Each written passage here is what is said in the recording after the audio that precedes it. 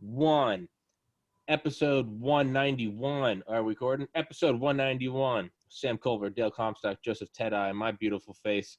Ted-Eye, despite living in what appears to be a nursing home with China behind you, you just finished an Ironman, and my fat ass can't argue with you because I just did a mile of my speed walking with my other soccer mom. But you were just showing me, and I'll happily plug it just because my fat ass needs to get in shape. What were you using, and is it legal? Actually, yeah, it is, dude. It's funny you should ask that. Hold on a second, Tom. Hydromax. Yeah, he just finished an Ironman.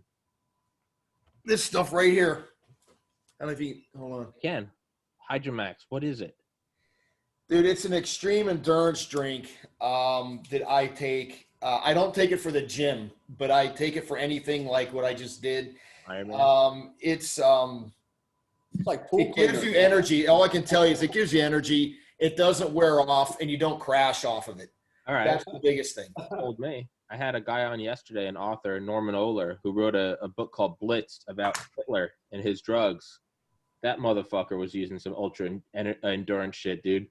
Yeah, it was a non-sanctioned one because with all this COVID there's going on. Pre-workout right there. Do you see that? Oh Jesus! Hey man, you gotta do, dude. I work at a liquor store. There's a dude that comes in every day and buys like 8 minis of Fireball and then like a little thing of vodka. Dude's like 75, built like a fucking brick shit. Damn, you're frozen. Is it me or you? Nope, Dale froze up, but we're all still good. All right, cool. Hey, Dale, why don't you introduce Sam? Because I don't know Sam, and I feel bad because Sam's just sitting here quiet, staring at us as we talk about fucking each other. Yeah, so I actually invited him on because we've been talking, and he's interested in so he has a business, and I'll let him explain all that to everybody out there what he does, which is pretty interesting, and it's I see a lot of value in it, and and I'll, again, like I said, I'll let him explain, what his background is, what does he actually do in regards to intelligence, collecting intelligence. And there's actually, so let me also segue real quick since I'm thinking about that. Here, I live in Bali, Indonesia. In Jakarta, I have a friend or friends. Actually, it's a married couple. One of them's from Australia. One of them's from the U.S. Army. She's actually Korean American, but they were both in the intelligence communities, and they came to Jakarta probably 19, 20 years ago and started the same thing, an intelligence collection company where they actually scour the internet, media. They just collect intelligence, real-time intelligence, and then sell this intelligence on these packages to corporations, governments, anybody who wants to know, stuff. So it's actually pretty good, and I can tell you they made a very lucrative business out of doing that. So this is kind of what Sam is doing here. I'm assuming he's gonna go by Sam. He's got some aliases, but I'll let him introduce himself how he wants to be remembered. But so, anyways, that's our relationship. I've coached Sam, and I've learned a lot about the guy and his business, and I found it very intriguing. So when we talked about it, I thought, man, this would be a great opportunity to help him promote what he does. And hopefully, this will help him network into some other areas. And perhaps, we can actually use him as well for some things that we're doing. So, and again, so Sam, take it away, brother. Tell us who you are, what you do, brother. All right. Yeah, thanks. So I appreciate the opportunity. Thanks for having me on. I was an intelligence analyst. And both in the Army and as a contractor, I spent several years in Iraq and Afghanistan doing intelligence at various levels. And I tell you, I started this company called Forward Observer back really in 2016 is in earnest when we started producing intelligence.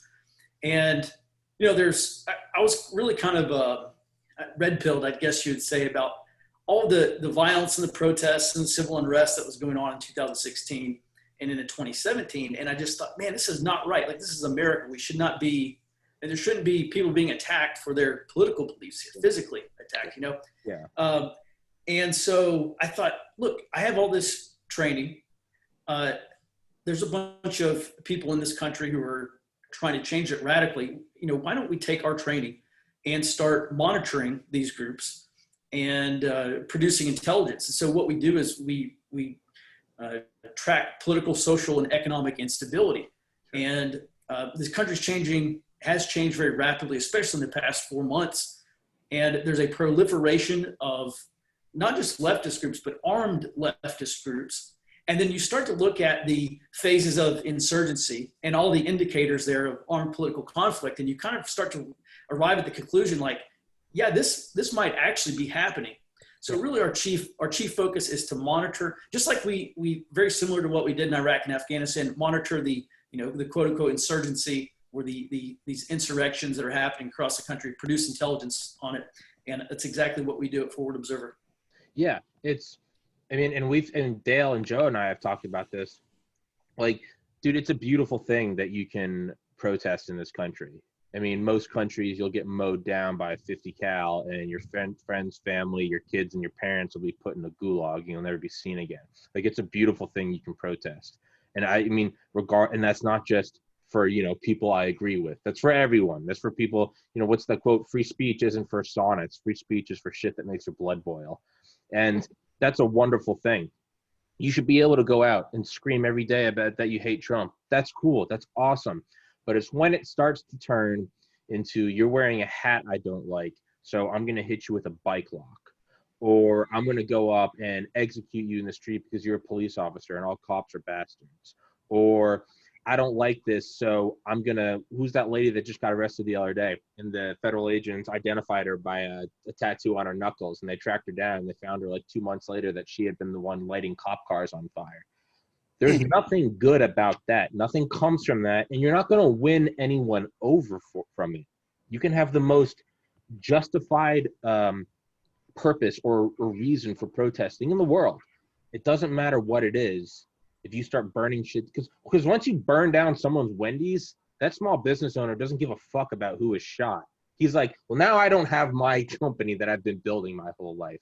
Right. And I brought this up and asked Dale and Joe about this, but I mean, just from what we do, what we do deniably in other countries, is there any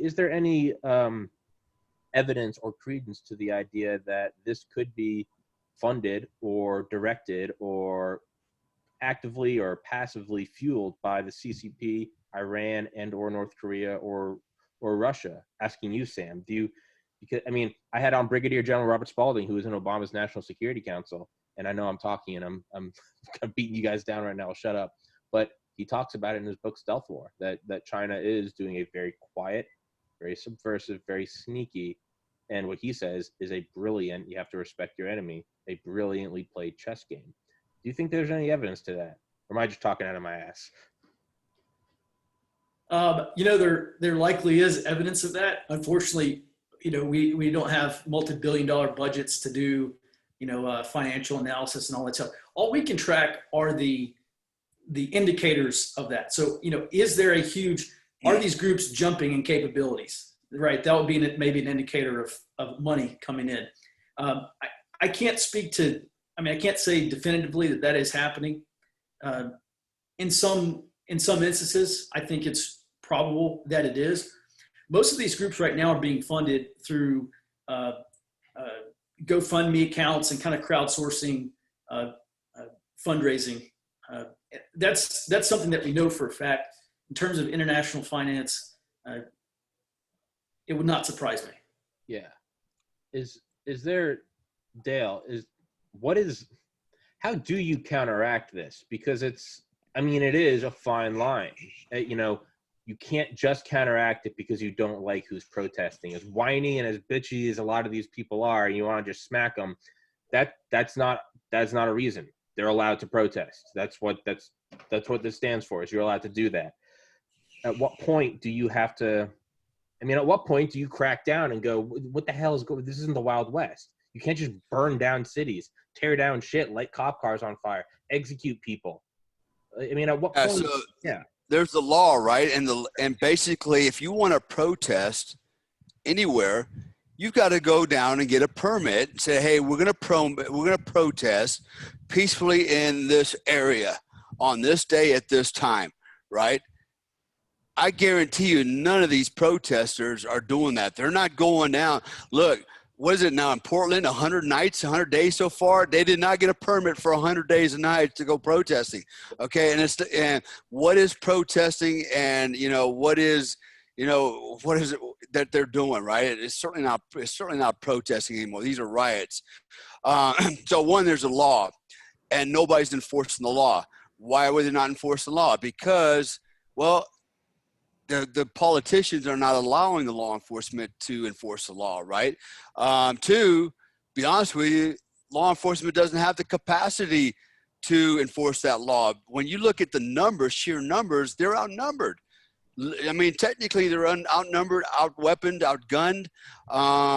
And so, the law enforcement's already on its heels. All they can do is try to do the best they can to kind of, basically impede the movement, but they're not going to stop it, man. They're getting mowed over. And so, this is really a failure of our politics, particularly the politicians, because they didn't have the foresight, or they did have the foresight, but they just didn't care. That's what I actually think, to stop this and nip this in the bud from the outset. Something like, okay, first of all, you get one night of protest, okay, and it's got to be peaceful. You break that rule, you're going to jail, right? Everybody's going to jail, but they never did that, right? They just let these guys do what they want under the guise of everybody has a right to protest, but you have a right, but you got to follow the rules, right? There's a way to do this, right? It's organized, and we have these measures in place so that what we do is civilized and people don't get hurt and everybody can be heard. But they've taken it to a whole nother level, and everybody knows, look, Antifa, first of all, they come out and said it. They're a communist movement, man, period. I believe they are being funded, and I'm not an intel analyst per se, although I've got a background in it to say that the Russians are supporting it. But I agree with Sam that they're probably getting money from different types of crowdsourcing, different types of sites. I guarantee you, I got a message today from someone not anonymously. I know who it was, but basically what they were telling me is, in certain areas, very high-end hotels, 4-star, 5-star hotels plus, are harboring lots of people that are really can't afford that type of a hotel, but somebody's paying for those rooms for them. And the question was presented, well, what are you doing here? You're on vacation? And the response is, no, I'm saving the world. So, there's a movement out there. Okay. It's a shadow movement. A lot of people are in denial, and actually a lot of people are not paying attention. This whole the quiet majority thing, it's time to wake up and be loud, man, because you're losing the war. You're losing the battle by shutting up and standing on the sidelines and thinking that somehow this is all going to get corrected on election day ain't going to happen, man. Times have changed. And so we are set up for failure if the people on the right do not buck up and push back and go enough is enough, right? So the other movement I want to just real quick, and I shut my mouth, is Black Lives Matter, right? BLM. So I've got people that have come on my social media sites, and not really, some challenge me, some just want to have a conversation, but they're leaning towards BLM, right? What's wrong with BLM? I support Black Lives Matter. Well, goddamn, so do I. I support all lives matter. But so why can't it just be all lives matter? Why does it have to be Black Lives Matter? It's just like feminism, right? My daughter, one of my daughters went to college and got all involved in this feminism movement. And I said, why? And she goes, well, Dad, because feminism is to promote, help everybody. And I go, well, why don't we call it something like humanism? I mean, there's no masculism, curriculum. So, we have already tilted everything in one direction, call it feminism, call it Black Lives Matter movement. The reality is, if you read the charter for the Black Lives Matter movement, it has absolutely nothing to do with Black Lives Matter. It's everything about a Marxist socialist agenda moving forward to destroy the Western, the nuclear family, the Western way of life. And you know what? And knowledge is power. And unfortunately, most people are either ignorant or lazy to do their own due diligence. And basically what they want to do is they want to trust a higher authority that they're feeding them, they're giving them truthful information when in fact they're lying in their ass. They're lying in their face. I mean, it's bullshit. And so this is why we're in trouble, because nobody wants to stop and take a look for themselves and go, wait a minute, and throw in the towel and go, that's bullshit. I'd have, and I'll do it over and over and over. I do not support Black Lives Matter movement. It's a Marxist socialist movement. If you don't like it, come and get me. I dare you. I don't care. You're my enemy anyways because you're a Marxist, not because you're black. My family's black. Okay, my family's Asian. My family's Hispanic. It's nothing to do with color. It's got everything to do with politics. It's got everything to do with an agenda to take away my children's freedom, and I will fight and die for that. Yeah, I mean, yeah, Dale really has black kids. Got me all revved up, man. Got me all mad. Tom, let me chime in real quick about something too. I want to chime in, and I agree with Dale. There's such a huge agenda here; it's not even funny. Two things. I think that our government needs to step in. And matter of fact, I don't know if you guys know this or not, but President Trump recently signed an executive order that says if you deface any national statues or you get 10 years in jail. Mm-hmm. Okay. That's 2 thumbs up for me. I didn't know. I just recently found this out. I don't know when he actually instituted that executive order, but it's been in the last few months. So those are things that I think our leadership, from the president on down, that they can take control of some of this stuff. Mm-hmm. Secondly, Dale and I actually did an experiment. I'm calling it an experiment now. But when they started talking about defunding all of these police departments, Dale and I set up a GoFundMe page. You're going to find this very interesting. We set up a GoFundMe page, and I think we call it the National Law Enforcement Training Fund. And we were trying to raise money to go to police departments to train them, to get them up to speed to combat this threat and give them some more tools in their toolbox that they already have. I haven't been on the page in a while, but the last time I looked, and we had it up for several months, we had $700 in it. Okay? Now, what I will tell you is this. Don't tell me that people that own the site GoFundMe don't manipulate who can see and who can't see those pages. Yeah. No disrespect to the Floyd family. Does anybody want to take a wild guess how much money GoFundMe raised for their family? $14 million. Okay? Yeah, you know how much we got for law enforcement? You ready for this? $600. Is that what it is, Dale? Are you looking? Yeah, I still have an account. I haven't touched it, and basically I'm gonna reverse the charges, or I'm gonna donate it to the American Police Hall of Fame. But Dude, we made $600. $600. There you go. There you go. We did this just to see, and we wanted to do this, how it would be, taken on. And that is proof in the pudding. Dale, when did we start that? Like 4 months ago? I believe it was in May, right? So, and basically, yeah. 5 months. It's just been sitting there. And I tell you, when we promoted it, it got hardly any traction. And because the reason it get any traction is because it goes through Facebook, all right, and their algorithms, they can control it, right? It was not, it was the wrong narrative. I mean, we made $600. Who doesn't want to get behind and support law enforcement, right? One, it's good for law enforcement if we can train them more to be better policemen. Doesn't that help the other guys, the other camp? Hey, okay, you're helping them out, right? No. Nothing's helping. It's not about that. It's a political agenda. So it's kind of saddening because, as Joe pointed out, this guy's family made over, 12 million bucks. 14. And here's a guy that's a meth head, put a knife to a pregnant woman's neck, right, so she can breathe, while his friends robbed the house. Okay, this guy's a career criminal, and he's getting treated like some kind of a hero, while the real heroes on the street are wearing uniforms. Okay, and they can't even get more than $600 to help them do a better job, to help secure our country. Yeah, it's guys, crazy. If you don't believe it, go look for yourself. Just pull it up. Go on GoFundMe. Go to the National Law Enforcement Training Fund, something like that, and you'll see it. And it's I can guarantee you that GoFundMe has a way to control that. Like, this is only going to get seen by 50 or 100 people. That's it. Yeah. And they're going to cut it off. Well, I guarantee it. I guarantee it.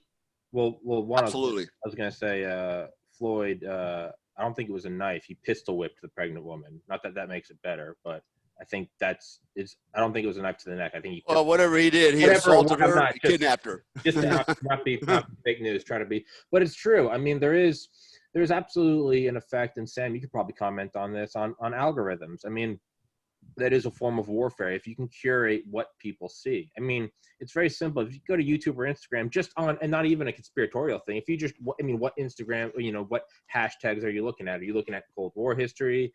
Are you looking at chicks with huge butts? Whatever it is, that program is going to start recommending those things more to you. In Dawn of the Cold War. That's why I keep getting midget porn. Yeah. Jesus. You too? Yeah. Yeah, I know. I was wondering why. Yeah, why I kept Damn it. Damn it! I thought it was just a coincidence. But yeah, yeah. Damn it, Dale. In Dawn of the Cold War by Garrett Graff, I mean, he talks about this, the manipulation of algorithms. Same in Stealth War, as well as 100-Year Marathon by former Deputy Secretary of Defense Michael Pillsbury.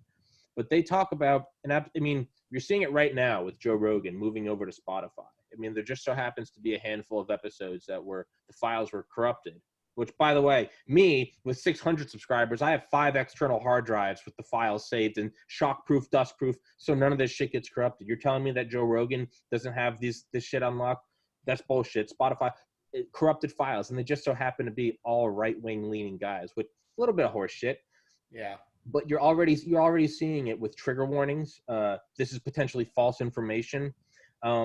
That will all be things will be taken down from Twitter for hate speech. But you can hold up a rubber head of Trump's severed head, or you can tweet. What was the tweet? I hope they take Barron Trump and put him in a cage with convicted pedophiles. That's left up. That's not a problem. And it's you either have to allow all of it or you can't allow any of it. And to just kind of touch back on something you said earlier that I meant to mention. It's a very, again, you have to respect your enemy, but it's a very subtle and brilliantly played game of semantics. You name your organization something that cannot be criticized by, on paper, you can't criticize it. So if you say Black Lives Matter, all right, despite Dale having a black child, if you criticize that, you are now against Black Lives, which is horseshit. If you Antifa, we are anti-fascism. Well, if you are against Antifa, well, my God, you must be a fascist. I mean, on Reddit, who now has the largest stakeholder is who? Tencent, which is owned wholly by who? The CCP. They now have a bot. It's an auto moderator, and it's called the Anti-Evil Operations.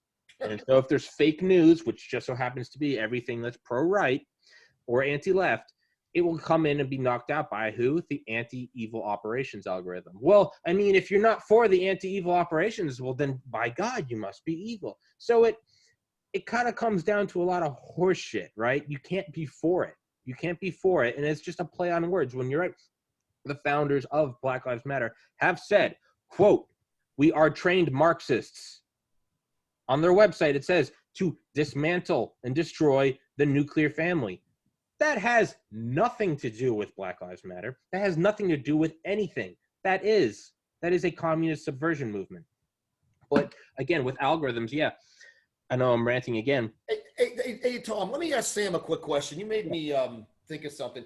Sam, this data that you guys are collecting, I'm assuming it's all open source, sir, or it is?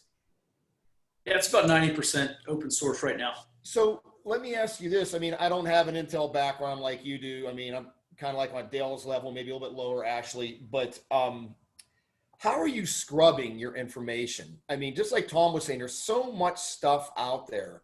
How are you scrubbing your stuff for bullshit factor 1 or bullshit factor 10? I'm curious, man. Yeah. Well, that is a growing problem because there's just so much information out there. There's so many groups. Right. The things that we take off of social media or these private social media chat groups that we get access to. Yeah, there definitely is a lot of propaganda out there. And one of the easiest things we can ask is, number one, what's our analytic line? Like what do we currently believe to be true based off evidence? And then so we have this new piece of the puzzle, which may be good, bad, or ugly. is it consistent with previous reporting? Is it consistent with what we believe to be true right now? And if the answer is no, then now we say, okay, why is this source, or, why is this subject on social media saying this, which is not true? And I guess that's the fastest way is, does this line up with our current body of intelligence reporting? Gotcha. So let me ask you something while we're at it real quick, Sam. So do you guys, you and your crew, subscribe to different types of, left-leaning, I don't know what you want to call them, websites, chat rooms, groups, and kind of listen in to see what they're talking about? Do you actually dive that deep in there to get that intelligence? We do. Okay. Yeah, so I subscribe to a number of socialist magazines, and actually it's been funny because I've been getting all of these at my UPS box, getting a lot of political mailers. And one of the most interesting things that I've started to get is this organization called the Blue Texas Fund. And they're very, very specific about what state legislature seats in Texas that they're targeting to flip the state legislature blue. And so, that's something that's, it's a political action committee that's doing that. But I guess it's just an interesting byproduct of subscribing to these socialist magazines. But yeah, we're in, a bunch of anarchist and syndicalist and revolutionary communist chat groups like on Telegram and some of the other platforms they use. Yes. Sure. So let me ask you this. What is your estimate, I guess, your intel estimate on what's trending, and what do you think is going to be what do you think we can expect down the road? For example, with my basic understanding of intelligence and looking at the tea leaves and the big picture, I believe I've been saying this for a long time now. This is not something I just said in the last couple of months. I've been saying this for about the last year, that we're on the verge of a civil war after this election, civil election. And, people ask me, well, what does that mean? I'm telling you, probably 1 to 5% of the population is going to go kinetic, man. We're going to go out there and freaking start shooting people in the face.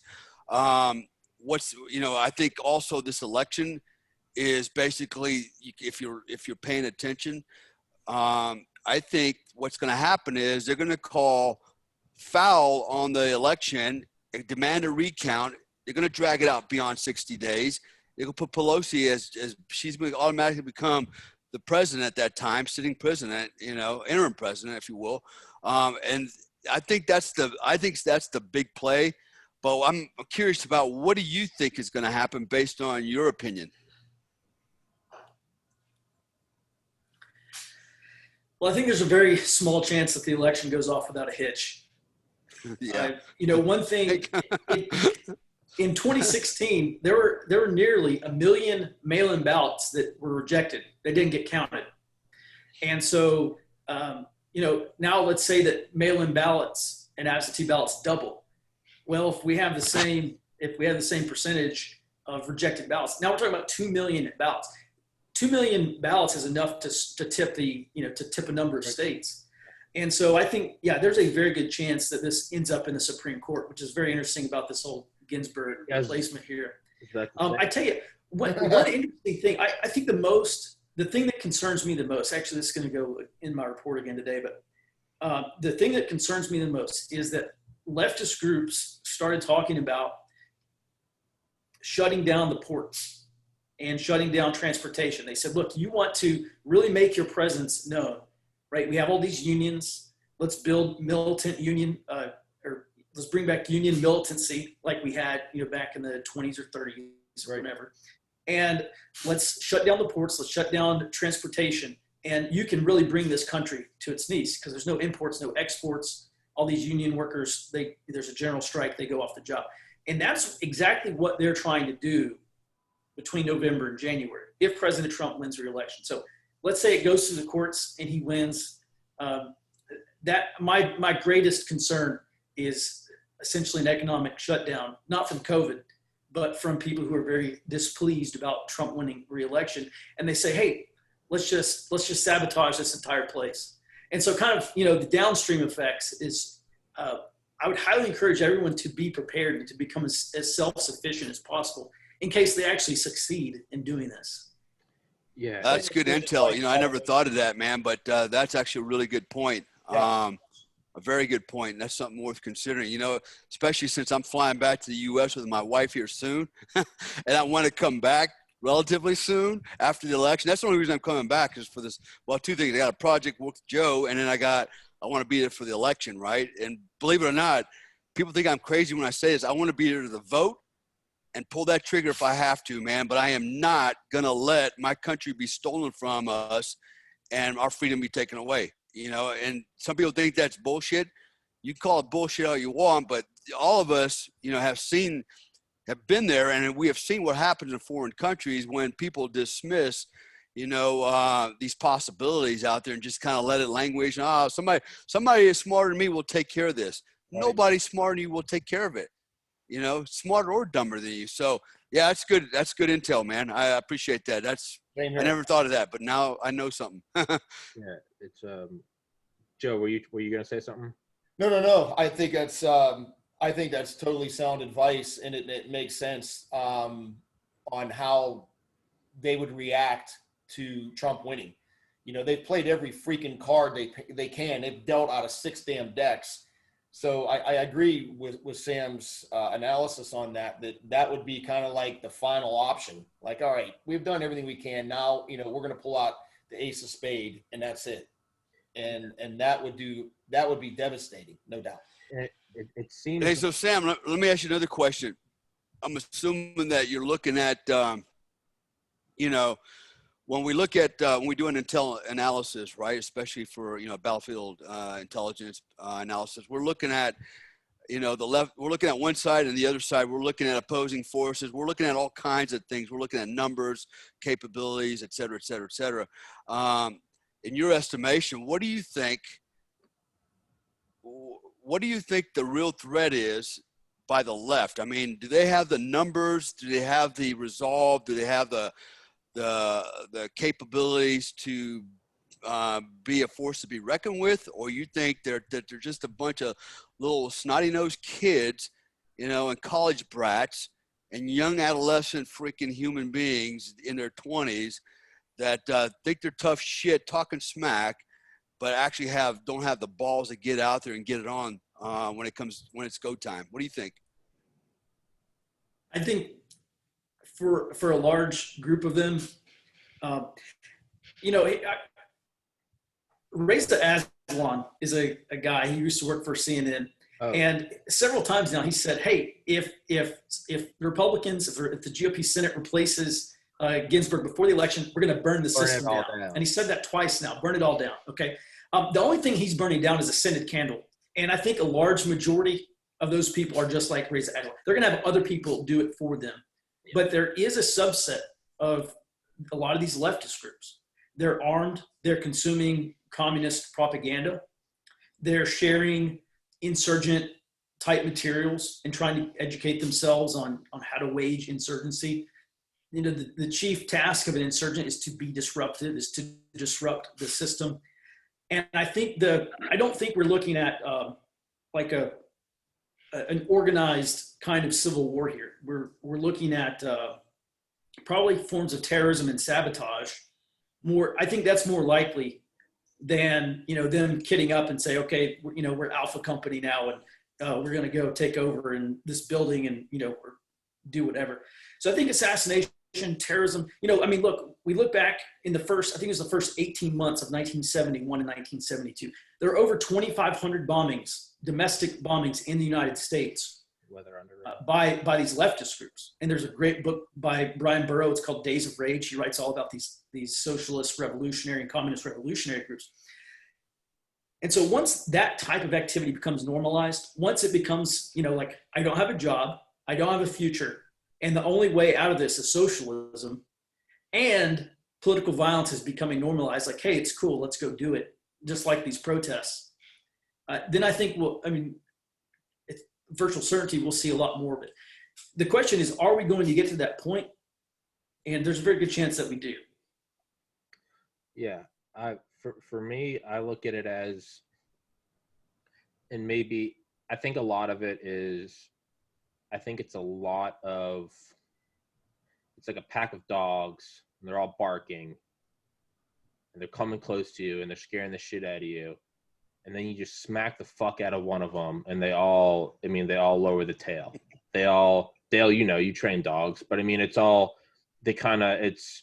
bunch of people screaming, you fire a shot into the air, and all of a sudden you see me and my brothers growing up, giving attitude to my mom, and then my dad comes home from work, and it's all, tail between the legs, yes sir, no sir. That's all it takes. I think social media is obviously new in the history of Homo sapiens, and right now we have an ability for everyone to scream and come across as angry. I think the first time you see any real thing pop off, you're very quickly going to see a lot of people, if you will, go home. Maybe I'm being optimistic. That's what I think it is. I think you're going to find an element in the larger group, the more extremists. They're going to be the hardcore guys that Sure. They're going to learn how to use explosives. They're going to go ahead and take it to the next level with firearms. I've read several articles. I've gotten different messages where they're intercepting, Chinese weapons, for components and parts being imported. All that's possible, whether you import it or whether it's, internally it's generated, assembled, whatever. It's going to happen, right? There's enough guns out there. Explosives are not hard to manufacture. Anybody with a little bit of intelligence can figure that out. How to use explosives. I actually think that's the next paradigm. I think you will start seeing IEDs. I think you will start seeing organized ambushes, particularly of, police. And, actually back in the LA riots, they actually had organized ambushes. People don't talk about that, but police were actually being ambushed as, a traditional, L-shaped ambushes. So I think that's going to be what we can expect. I think it's going to be a small percentage that are going to do that, but it's going to be a type of guerrilla warfare where you're never going to know who the enemy is, right? It's almost like, Ireland and England, right? The IRA, Right. who's the bad guy, man? He looks like a normal dude every day, but at night he throws on a balaclava and he's out blowing shit up. I think that's where we're going. That's where we're heading. So I don't think it's going to be, force on force, right side versus left side, line it up and get it on. It's going to be a form of guerrilla warfare, much like, the IRA and England went through. And I think that's what we're in for. What does that mean for our society? I think most people, 98% will go on with their normal lives. They'll go to work every day. They won't pay attention to anything going on around them. They'll read on the news about an explosion tonight. A bunch of people were killed on an ambush here.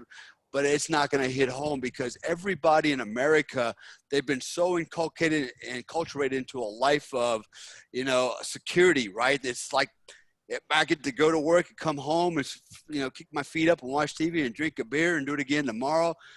They don't know what a real threat is, and Sam can appreciate it. Joe can appreciate this. We know what it's like. For example, I think back in Baghdad, man, you look at this major city and you drive through it at night and there's no lights on. It's pitch black. People are burning can lights and very little lighting. Everybody's got one AK-47 because they're allowed to own one weapon for self-defense, which is ironic, right? Here, in the U.S., they don't want us to have any weapons, but over there, at least everybody had one gun. And it's just a very eerie experience, every night rolling out. And the lights are out and it's just like, it's just some medieval shit. And it's like, man, and then when you go into a home and you go after a target, and you see there's actually people and women and children living in there in this environment. It's like, fuck, man, this is like hell on earth, man. This is not freedom. This is not happiness compared to what we have in America. You got lights, you got refrigerators, you got air conditioning, you got a car, you got gas. Nobody mucks with you for the most part, and the other thing I was going to mention was, here's what I think is really cool. When you see these guys, okay, here's my prediction. November is going to happen. Trump's going to win. The left's going to lose their mind. And guess what? They're going to burn down all their liberal cities because they don't have the balls to come to conservative cities and get it on. we will mow them down. I'm ready. You know, all my friends are ready. Like, we're hoping it's like deer hunting season, right? But it's like that's the mindset of the left. They'll burn their own shit down and go, you know, that'll teach you lessons, like, yeah, while you're living on the street, you know. But anyways, I'm just kind of rambling a little bit. But yeah, this is very frustrating. But actually, some good points, Sam. I think particularly of what you just said a minute ago about them shutting down. That's the biggest threat we have, man. If they cut down, they shut off internet. You know, we start losing power. We start losing, you know, food supply shortages. We start losing that part. We got drama, man. You know, they start ambushing, you know, our vehicles, our trucks on the road, you know, and they can't get down the highway to deliver goods. That's when we're going to start having drama, man. And that's when people are going to lose their mind. And that's when people are going to really start turning on each other. And you can see, you know, massive civil unrest. And that's kind of what happened, I think, in Baghdad. That's kind of what we saw happen in Afghanistan and some of these other countries, you know, where once the infrastructure was interdicted and you were no longer able to, you know, the MSRs were cut off, you know, main supply routes, and you were no longer able to transport goods. Security, there was no cops to be called on to help you out. That's when things got a little chaotic, and suddenly that's why in Iraq, everybody was allowed to have one gun because cops ain't coming. You're on your own, you know? So anyways. Tom, this is what, for people watching this, and that's why we're making doing this podcast, you know, for those of you that are watching this, what are you going to do? Are you going to sit back, like, you know, Dale was saying, and just put your head in the hole and kind of forget this whole thing is happening? Or are you going to be proactive? And if you're going to be proactive, what does that mean? And I think that'd be, Tom, I don't want to run your podcast, but I think that'd be a really good segue on ending this is, if this happens, and look, nobody wants this to happen. I don't want it to happen. Christ, I'm trying to build businesses. Dale, I don't need people fucking up my businesses right now, right? I get angry even thinking about that. It's hard enough to make money in the first place, let alone to have all this other shit going on. It's so counterintuitive. It's not funny. But if this does happen, you know, what should people be doing? You know, and there's big opinions about that. I mean, definitely have a way to protect yourself and definitely have food on hand and water on hand. But, I just wonder, Tom, you know, how many people that listen to these podcasts, when they hit the stop button, just sit there and go, that's all bullshit. I wonder how many people actually we can get someone to do something. Right? Do some, and guys, so listen, we're not telling you to go out and spend $100,000 freaking dollars. You know, you could probably protect yourself and do what you need to do for $1,000. If you don't own a gun, go freaking buy one. Okay. Yeah. You know, pistol, carbine, shotgun, whatever, buy some ammo, have a pantry full of food that will give your family enough food for 3 to 4 months. And you know what? If it goes longer than that, then you better have a freaking plan to go find more. Yeah. It's just that simple. Yeah. My thought. I don't know, Tom. You tell me. No, it's very simple. It's very simple when it only exists on a screen or as audio in your ears. This is all happening. This is all happening. Oh wow, man, it's something else. And you close it, and it's all right. Well, I gotta go to work. I gotta get my shit out of the dryer.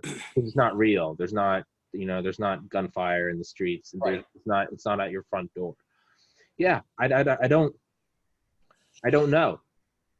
It's going to be very interesting. I mean, to touch on mail-in ballots, I mean, China got busted last month for a shipment from China going to Michigan with 800,000 US IDs. I mean, what the fuck's that for? For real?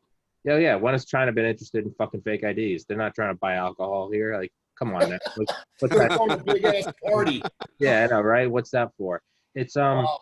it's and more than that, I think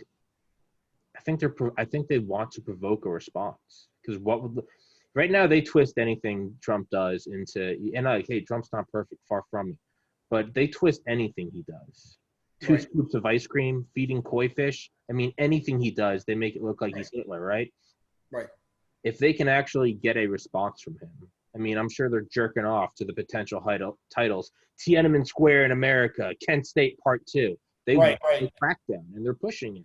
And there are so many people that are just trying to stay level-headed. Because look, hey, Sam, Yeah, I'm sorry. I didn't mean to cut you off. I was just going to ask Sam, what does he think about this whole situation with the Chinese? What does he think what's he think? I mean, I have my opinion. Sam, what about these islands that they've been building for the past few, year or two? What about these islands? Give us the answer, Sam. It's all on you. Yeah. Well, I think our window of opportunities pretty much closed on the South China Sea. I think, we had under the former president, who shall not be named, we probably had an opportunity to put the screws to him. We didn't do it. Right. And probably in the next 5 or 10 years, I think China is going to end up having more fast attack submarines than we have boats in the entire U.S. Navy. And they are going to challenge us in the Pacific. Their military is untested. And I don't think they quite have the command and control to win a stand-up fight. But just like anything else, there's asymmetric warfare. How can we really put the screws to the United States so that we don't have to fight a war with them? And so I'm fairly uneasy about conflict with China, because it's not going to be just in the Pacific. Right. It's going to be. But we know Xi Jinping. He dislikes Trump. He's in a very precarious situation at home because there are very important members of the Chinese Communist Party who are beginning to doubt his leadership and beginning to doubt, hey, is this really the guy we want at the helm of the country? And so they obviously want Trump gone. They can't read Trump. They can't, persuade him. He's unpredictable, right? Strategically and tactically unpredictable. They really dislike that because they plan in long increments, right? Every 40 years. Yeah, they don't plan a year out. They plan 5, 15, 20 years out. 100. Yeah, exactly. So they can't deal with that instability.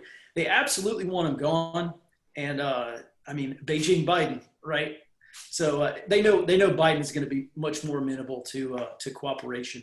But the unfortunate thing is we're talking about, probably the next 100 years of geopolitics, maybe resting on this election.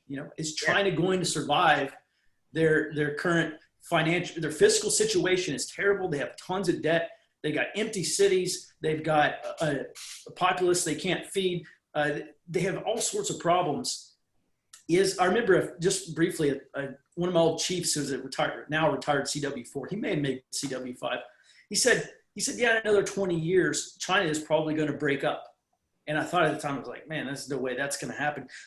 But if you actually look at what's going on inside China, they do a very good job at suppressing all of their domestic unrest. Yeah, that may actually be a possibility if Trump stays in office, and we don't have to worry about the Chinese century. And maybe we can extend the American, Pax Americana. Yeah. I'm not too optimistic on that, but maybe there's a chance. Those are my thoughts. Yeah. Let me kind of chime in. So being on this side of the world now, right? So I'm very familiar with the Chinese presence on many, many levels. They are everywhere. Indonesian Chinese, Filipino Chinese, Singaporean Chinese, Malaysian Chinese. Chinese are everywhere. And although they make up a small portion of the population, they own a large part of the economy, right? The GDP.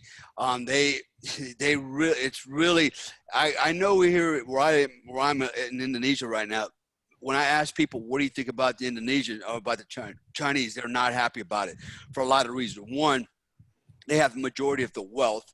And many of the Indonesians are, living in poverty while these guys are making bank. Two, this whole COVID thing, the reality is they understand that it started with the Chinese, and now the Chinese are here selling drugs and helping them out. Like, hey, we're here to save you guys from this wicked COVID thing that came from somewhere, and look, everybody knows the play. That COVID virus, I don't care what anybody says, that was deliberate. It was deliberate. Albert Einstein said something to the fact that he's not sure what weapons will be fought or used in World War III, but he was convinced that in World War IV, it will be fought with sticks and stones. And we're in World War III, okay? It doesn't have to be ballistic or kinetic. This is a different type of warfare, and it was used with a biological weapon. This was, look, the Chinese ain't stupid. Look what they got going on, man. They're a nuclear power. This was deliberate, and it was one reason for it. And you mentioned earlier, kind of danced around a little bit there, Sam, was they got to get rid of Trump. Trump put the put the hammer on it, man. And if they're to survive, they got to get rid of this guy, because this guy is no longer going to acquiesce to him and give them everything for free. So, they, you know, a head-on conflict, are they going to win? I don't know, but I'll know this: they're all throughout this part of the world, right? They're in the Philippines, in the Malacca Straits, the South China Sea. These guys they're like growing like cancer. You know, we recently there was an incursion into India. I've got intel, personal intel. I won't go into the details, but I've got phone calls going, hey, we need help. We need help ramping up. We need equipment, trainings, and things like that. Everybody's getting their war footing. Everybody, everywhere is getting their war footing, because they're expecting that after November 4th, just imagine this, our country goes to shit, right? Freaking who's in charge, because everything is up in the air right now, right? I don't think we're in any position to go fight a war anywhere else outside our borders.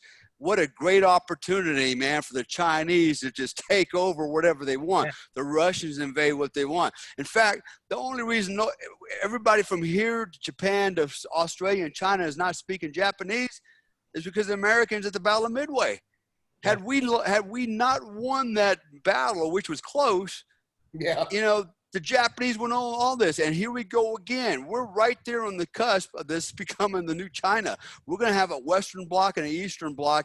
As you said earlier, you know, Sam, this could go on for the next 100 years. It could be a next Cold War between the East and the West if this doesn't get right. And so the Chinese, it's well played. They knew what they were doing. They came in and they used, you know, man, right out of the book, you know, PSYOPs. They're doing an IO campaign in our own country right under our noses. And guess what? Most Americans, they don't know this shit. Nope. They're ignorant. You know, 95% of them just believe everything they hear. And so they go right along with the program. BLM, yeah, of course, Black Lives Matter. Having no idea this is a Marxist socialist movement, right? And this is how the game is played. You know, the wars are won, not necessarily on the battlefield. The wars are won before the battle ever takes place, and that's exactly what happened. The Chinese are winning, and we haven't fired the first shot yet.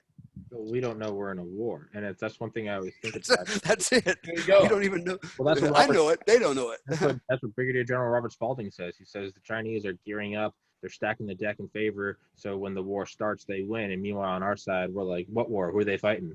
And it's like, you dumb bitch, they're fighting us. Like, that's the thing, man, is this, we don't live in a vacuum. So, you know, if we did live in a vacuum and nothing existed outside of American borders, sure, let's see where the protests go. Let's see, is this the will of the people? Do we want a more socialist country? Well, you know, I'm one person out of 346 million. If the majority want this, then that's where we'll go. We don't live in a vacuum. There is, in Michael Pillsbury's book, The 100-Year Marathon, he talks about from the Chinese Warring States period, there's a saying called "never ask the weight of the emperor's cauldrons," and that means basically you don't give away. You don't go to the king and say, "Hey, how healthy are you?" Because that implies that you're looking at the king's crown, right? So you don't ask the weight of the emperor's cauldrons. The heavier a cauldron is, the more the gods are in favor of you. China doesn't ask America what is the weight of the cauldrons. You wait and you wait in 6-7 decades, and you wait, and then the second you can. It's kind of what you say with CQB. Was it surprise, force of action? Violence of action. Tom, this is textbook. This is textbook Sun Tzu. Yes. Is won before it's ever fought. Yeah. If you're weak when you're strong, if you're strong when you're weak. Yeah. That's what I'm saying. This is textbook what they're doing. But like Dale said, most Americans don't even know who the fuck Sun Tzu is. They probably think it's some new motorcycle from fucking Japan. You know what I mean? Like, hey, no shit, right? So, I mean, yeah. It's textbook Sun Tzu. It's scary, man. Yeah, it's scary. And I just wanted to drop a couple more lines before I forget all of these. Another thing to talk about in stealth war, the Secretary of the Department of Transport, the Secretary of Transport, has ties to China. Mitch McConnell's wife, or Mitch McConnell's father-in-law, is the chairman of the board of the biggest defense contractor in China. There are a lot of things, and talking about ports, talking about grinding the U.S. to a halt. Look into the Secretary of Transport. See her ties to the CCP. If that doesn't make your fucking skin crawl, I don't know what will. Wow. Yeah. But so we got 5.5 more minutes. I want to try to be positive. I don't want to be all doom and gloom. I mean, be realistic, lock and load. That is positive. War. Yeah, war. Yeah, well Dale, Killing commies Dale, for you're a your different mummies. breed. Dale, you're a different breed. What are some positives that can come out? And I don't necessarily mean positive. I mean positive for America. So let's look in the last week. The NGAD, the Next Generation Air Dominance Program, flew its first fighter jet, a 6th generation fighter jet that no one had ever fucking heard of. And they made their first test flight, the replacer to the F-22 and the F-35. Is that a flex on China? Is that, Sam, what do you think? I don't know. Does China own the plans, the Own the schematics blueprint? of it yet, or not? Yeah, I know, right? I don't know, man. It's where does, and I'd like to think can China still be, if we went on a proactive, I mean, if you turn the clocks back 30 years, you probably want to smother China in the cradle. Is there something we can still do? Do you think there's any, and I'm really reaching here, tying it into the Space Force, is there something we're going to do with kinetic weapons, orbital weapons, directed energy weapons? Is there something, do we have a shit hits the fan plan at a special access program level? If shit hits the fan, I mean, can we win, or is it all a house of cards right now? Not that you know the exact answer. China's going to have a real problem maintaining oil supplies because China, they may not have a drop of oil. I think they actually do have oil, but it's all imported. So if we can maintain blockades, or find out where these straits that they're transiting these oil shipments from, drop a couple tankers and block that canal, that canalized strait, maybe something like that. If we can block the oil, they're going to have major problems eventually, as in a protracted conflict. So that's one of the first things I would start looking at if we were to go to war is, how can you attack? It's the indirect method of warfare, right? Yeah. How can we slow down their machine? The problem with space is, they shot down a satellite not too long ago. 2007. And they've developed their own GPS system, so they're no longer relying on U.S. GPS satellites. We are, and so I guess, I'm sure NRO or somebody's taking care of this. But how do we protect our own satellites? Because if we don't have if we don't have C4ISR on the other side of the world enabled by satellites, there's not a whole lot we can do. In terms of, maneuver and all that stuff. Can we, I don't know. There's just so many ways we could go with that, but find out what China's vulnerabilities are and just attack it straight on. Yeah. It does seem to be a completely unconventional. Is fentanyl coming across the borders? Is that warfare? Is COVID warfare? Social media, it's not how many tanks do you have? It's not, can we do our own blitzkrieg? That's not the case anymore.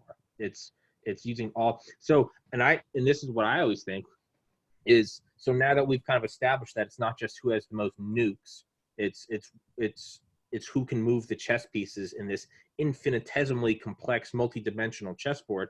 Well, then it comes down to intelligence, and not in the surveillance sense, but the actual intellect. So this seems that whoever has the most intelligent brain, or AI, can run the world. You can have less sophisticated weapons, but use those chess pieces. Like the example I use is, you can give me 100 NFL players and let me be the coach. I will still lose every down. You can give Bill Belichick 2 players and he'll probably still win the game because that guy's just a genius. So is the key, do we need a Manhattan Project to create a hyper-intelligent AI? You put it in some NORAD cave, some Faraday-proof air-gapped computer.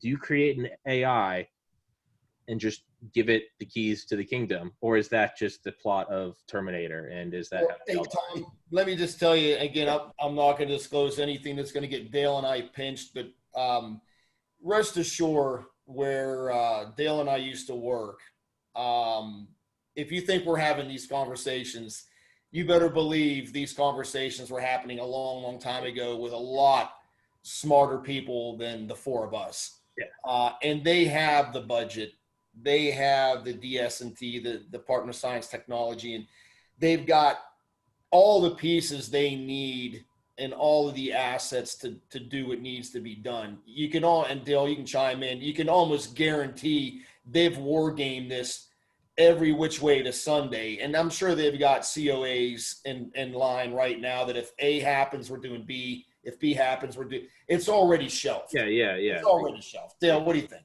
Trees and doctrines, yeah. What do you think, Dale? Can Dale not hear us? I'm here. What do you think? Did you hear what I just said, Dale? Yeah, no, I heard you, man. You're right. But let's hope that our guys are smarter than their guys, and we're way ahead of them. We have some advantages, though. I think, one, we've been fighting a lot more wars than they have, and we got this shit pretty much figured out, right? And basically everybody in the world has watched how we fought our wars, and they've learned and they've stolen TTPs, equipment, technology. Look at the Russians, for example. They watched, they learned, and they got their own version of their Delta Force, which is not even close to ours. But they got all the bells and whistles and shit. You can see it as I go and I look around this part of the world. I look at their gear, I look at their tactics, I look at the mindset, and it's all based on American, man. And I keep warning people that, we're kind of going in the wrong direction. We're starting to flip the script, where all of a sudden we're becoming this kinder, gentler army. Everybody gets an equal opportunity. We lower the standards, whereas the rest of the world, our adversaries, are ramping it up, and they're going to hardcore shit like we used to do in the 50s and 60s and 70s, and so I think the methodology, the psychology, all that's starting to flip, man. We're becoming this pacifist army, whereas the rest of the armies out here are becoming much more like what we used to be when we were actually winning wars, and that's my take on it. Hopefully I'm wrong, but at least we still have an edge on the bad guys because we actually have experience, although that experience lies within the soldiers and the airmen and, our war fighters, which, by the way, are getting older and retiring, and we've got the new gen coming in. And, again, that's a problem too, because that was one of the reasons I left with disgust from the work that we were doing, Joe. At one point, we literally had guys, new guys, young guys, the next generation, sitting down on the battlefield because it was too hot while their counterparts were getting shot and killed 500 meters away from them. The mindset was completely different. It was all about, it's about me and not about you. And that's a flawed philosophy, man, where the era Joe and I grew up, was, it ain't about me. It's about the guy to my left and right, and now it's not about you on the left and right. It's about me. That's where we're at. And that's kind of, man, I hate to say I've seen it. Hope I'm wrong. I hope it's not the trend, but I've seen it. And our society has emasculated our young men. We have become more neutered, and we're going to get our ass handed to if we're not careful. Yeah, and I know we're going over time, but the one last thing I want to say is, for everyone listening, is don't forget, in the 2016 election, of the voting eligible population in the United States, only 27% voted. 73%. 70-fucking-3%. Almost 3 out of 4 eligible voters. Our last podcast. That's staggering. Over 18 and not a felon, so voting eligible population, 73% did not vote. Right? Hillary won by what? Was the popular vote 3 million votes? And right now, the swing states to beat Trump is less than 100,000 voters. Yes. And that's a conservative view. Some think it's less than 75,000. 73% of people didn't vote. So whichever way you're voting, I don't think you can give a fuck if it agrees with me. Use your goddamn God-gifted, fought and bled for right to vote. That's what all these men died for. That's what the guys running on the beaches of Normandy died for.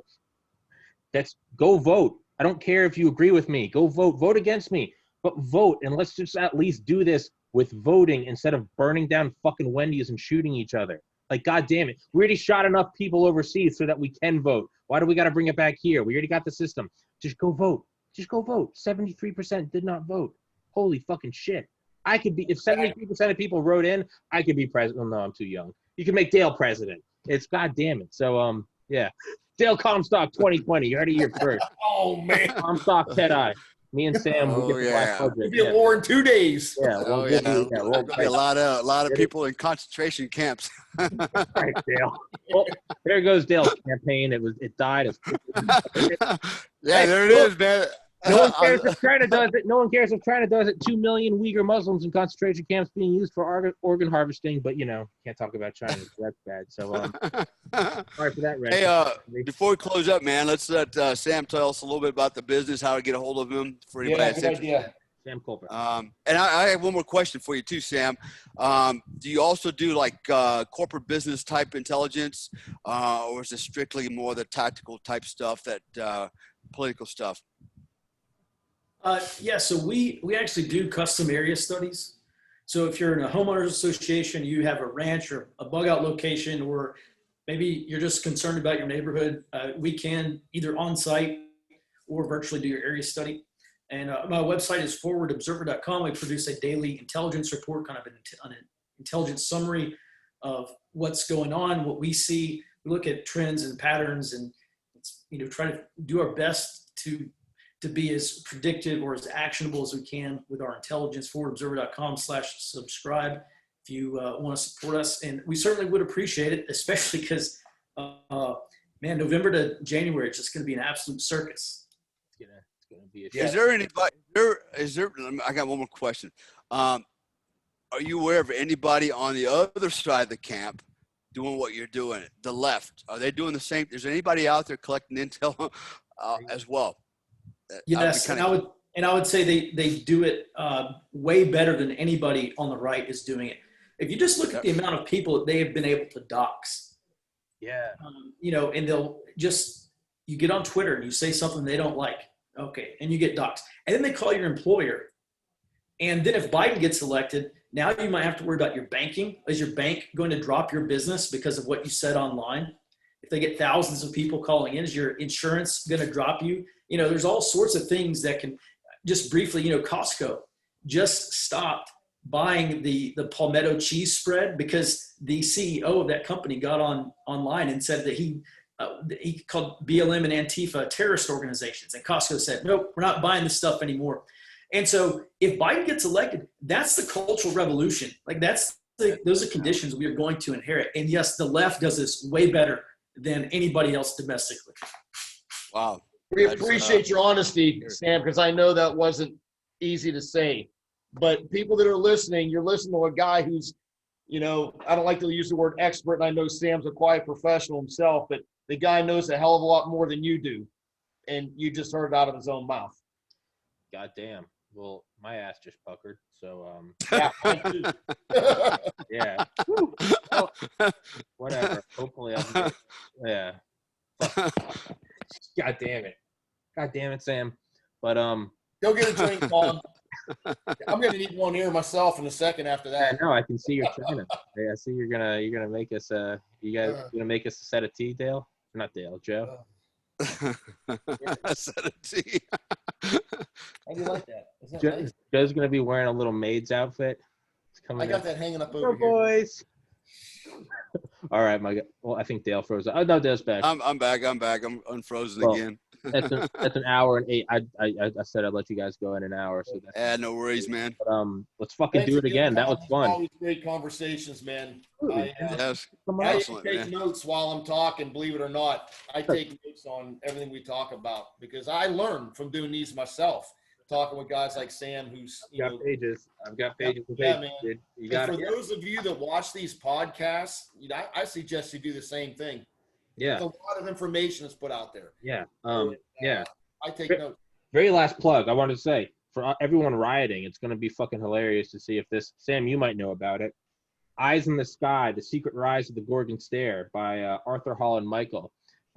Came out several years ago, but it's about the use of predator drones and nonstop video recording of U.S. cities, which we trialed in I believe Baghdad. If you're out riding, I mean, they tested it in Baltimore, and that was 5 years ago. I'd imagine it's everywhere right now. You've been doxxed by the government. They just haven't said anything. I mean, I don't mean like that. And I mean, like, seeing where you were, what you were wearing, and you went home, and not just one person of interest, thousands at a time per plane. Just, FYIs. And so next time you want to put on your Antifa Halloween costume and go burn some stuff because you're LARPing as a revolutionary, You're being real quick. So Joe and I actually, I'm not going to say the source or who we're going after, but we actually contacted somebody. We needed some intel on a certain person. They literally zoomed in on the guy's wife's license plate on her car parked in front of a motel where she's banging another dude. Dude, no lie. And they did that within a couple of hours. Like, holy shit. Yeah, it's that good now. That's Dale and I having access to stuff, just knowing the right people. That's not even the big dick energy of the NRA. They're probably And dude, that's what we can get. Imagine what other people can get. they can probably fucking look at your white blood cell count from orbit. So Jesus Christ. Sam Colbert, Joseph Tedai, Joe Comstock, and my dumb ass here yelling about the problems in the world. Hopefully it all works out well. In 2020, it's just a weird fever dream of a memory. If not, lock and load. So thank you, gentlemen. God bless America, and everybody stay safe. Thanks, brother. Thanks. Be well. Out here.